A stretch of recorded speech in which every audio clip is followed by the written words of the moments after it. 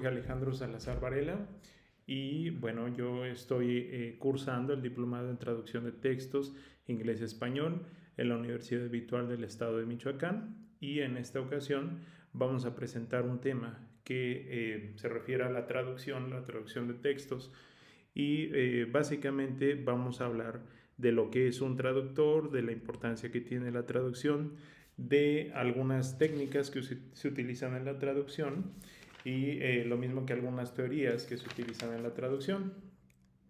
Bien, en primer lugar, bueno, ¿qué es un traductor y qué aporta a la sociedad con la traducción? Podemos decir que de manera personal, esta es una opinión que puedo dar. La traducción consiste en transmitir mensajes escritos de un idioma a otro, considerando diferencias culturales entre ambas lenguas, así como la intención real del autor del texto original de manera fidedigna. Esto es muy importante porque la traducción se trata de encontrar el sentido que tiene en el idioma original el texto que vamos a traducir para traducirlo, como aquí plasmamos, de manera fiel en ese sentido y que tenga la misma importancia y la misma connotación en la lengua meta. Al traducir, el traductor aporta a la sociedad la posibilidad de romper una gran barrera comunicativa que representa el uso de idiomas distintos. Bueno, al traducir también se facilita el intercambio académico, cultural, económico, político y social entre naciones o inclusive entre distintas regiones de un mismo país o territorio.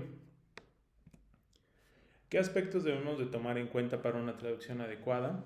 Bueno, pues por ejemplo debemos de contar con un referente cultural, tanto en la lengua original como en la lengua meta, pues adentrarnos como traductores en la cultura de tanto de la lengua meta como de la lengua de la que traducimos, pues es de vital importancia, porque de esa forma nosotros podremos tomar referentes culturales de ambas lenguas, de ambos idiomas, y con eso podemos adaptarnos al público al que nos estamos enfocando.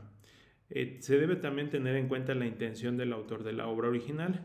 ¿Qué intención tiene? Su intención del texto es propagandístico, es informativo, es de sensibilizar o de algún otro tipo. Se debe considerar también el registro que se utiliza en el idioma original, es decir, a quién va dirigido el mensaje. Va dirigido a jóvenes, a empresarios, a amas de casa, va dirigido a niños, ¿a quién va dirigido este texto? Ahora veamos qué son las teorías de la traducción. Bueno, de acuerdo a esta autora Parkinson, nos dice que existen variadas teorías de la traducción. Entre ellas encontramos, por ejemplo, las teorías sociolingüísticas. Estas teorías enfatizan en el conocimiento que debe tener el traductor sobre el autor, el fondo histórico y las condiciones en que fue escrito. Es decir, por ejemplo, aquí estamos poniendo un ejemplo de la novela de Gabriel García Márquez, Cien años de soledad.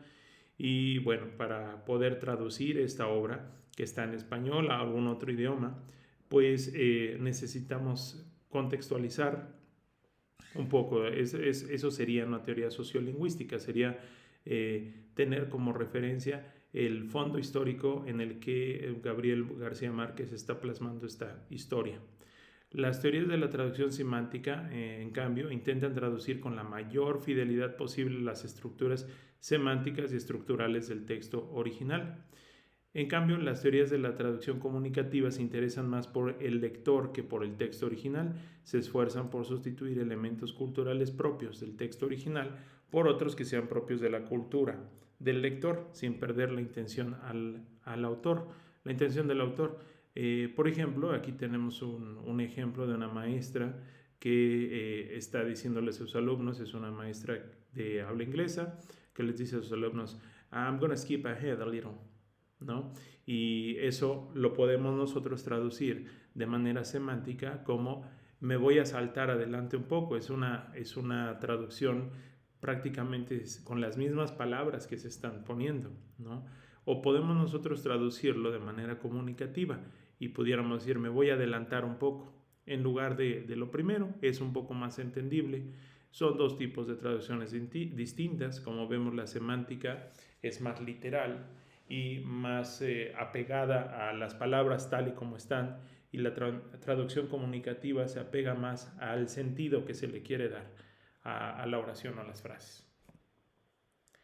Bueno, en cuanto a las técnicas de traducción, para este autor Joseph Luhmann, la palabra técnica se refiere a una forma de hacer alguna actividad que necesite habilidad y competencia. Melo expone que estas autoras, Molina y Hurtado, clasifican las técnicas de traducción en 18 tipos. Y bueno, solamente para propósitos de esta exposición ejemplificaremos 3. Uno es la adaptación, que es una técnica que consiste en reemplazar un elemento cultural del idioma de origen por uno del idioma meta. La amplificación es una técnica que consiste en agregar detalles no expuestos en el idioma original en el idioma meta para darle mayor claridad a lo que se pretende comunicar. También se puede amplificar en los pies de página. Un ejemplo de este tipo de técnica de amplificación sería, por ejemplo, cuando en algún seguro se maneja la palabra muy usual que es liability. Liability en inglés significa en español seguro de responsabilidad civil o responsabilidad civil. Entonces todo eso es amplificar, lo estamos amplificando en lenguaje. Por ejemplo, otra palabra es accountability. Accountability también en español se puede traducir como una responsabilidad que se le da a alguna persona por alguna situación, por alguna acción u omisión que haya tenido. Entonces con eso estamos amplificando todo lo poquito que se está diciendo en un idioma. Por último tenemos la equivalencia. La equivalencia es una técnica que consiste en cambiar una frase entendible por la sociedad que se comunica en el idioma origen por otra de mejor entendimiento para la sociedad que utiliza el idioma meta. Como ejemplo, por ejemplo, podemos decir que la frase muy usual en inglés que dice "It's raining cats and dogs" se puede cambiar por la frase más conocida al español, más entendible, que sería está lloviendo a cántaros, por ejemplo. Ok, entonces en este caso, bueno, esas son algunas de las técnicas de traducción. Hay muchas más técnicas, como lo acabamos de ver, hay 18 técnicas que se especifican por estas autoras, pero bueno, este es un ejemplo de ellas. Y bueno, esta es la bibliografía que hemos utilizado para nuestra exposición y pues no queda más que agradecerles su atención y esperamos poder volver a comunicarnos en una siguiente ocasión. Hasta luego.